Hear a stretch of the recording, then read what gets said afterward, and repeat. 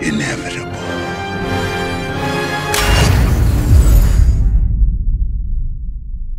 Start? I don't feel so good. I don't know what's happening. I don't know.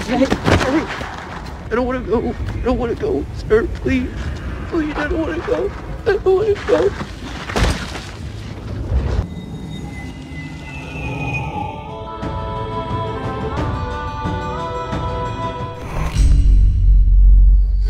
What's up guys, Sal here. So it's official.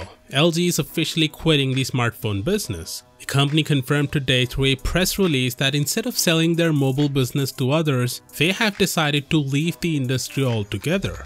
This move closes the curtain on 2 decades of manufacturing and selling phones. LG started its mobile business in 2000 by acquiring LG Information and Communications. It was the world's 3rd largest phone maker in the early and mid 2000s, behind Nokia and Samsung. However, as of today, LG's mobile market share for smartphones is just 1%. Times have been tough for LG, with its attempts to innovate in mobile getting consistently overshadowed by Samsung, Apple and others. They've been losing money for 5 consecutive years at this point, which is nearly $5 billion.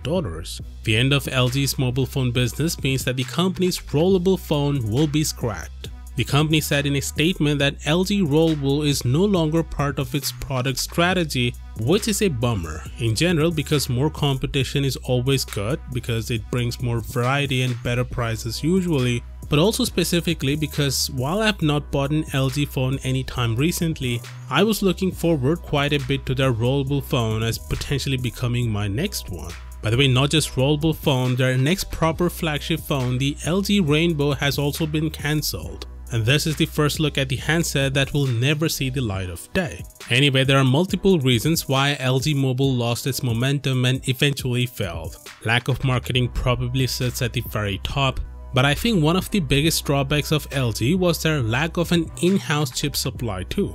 LG's domestic rival Samsung manufactures many key components that go into the phones, such as advanced displays and memory chips, and for the past many years they also have a deal with Qualcomm to use their newest flagship chips exclusively for the first few months. LG used to launch their flagship G lineup around the same time as Samsung's S-series phones, and since Qualcomm and Samsung had a deal, LG had to use an older flagship SoC on their newest G-series phone, which over the years has reduced the popularity of their flagship phones because people preferred buying the latest and greatest one from Samsung.